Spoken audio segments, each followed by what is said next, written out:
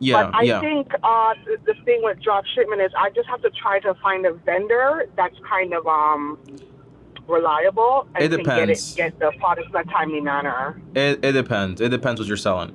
What you're describing is basically you're okay. So that dropshipping is basically when you find one vendor, they have to be reliable. So whenever you receive an order, send them the order, then they basically ship it to them. You don't touch a product. But then the problem is, what if you have a refund? How to deal with that? That's one way to do it. But then you also have, for example, just plain out just drop shipping, where you go on Home Depot, you go on Walmart, and then you basically grab items from there, put it on Amazon. Whenever they sell, you just basically buy it from Home Depot or Walmart and then ship it via Amazon to them, like to that person that bought it on Amazon. It's a lot of ways to do it.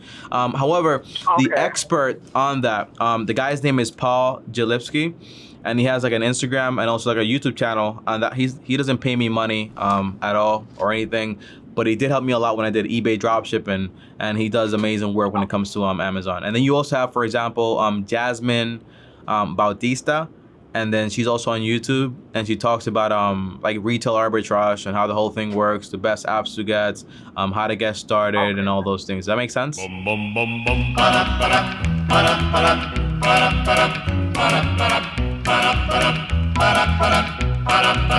You've got to stop.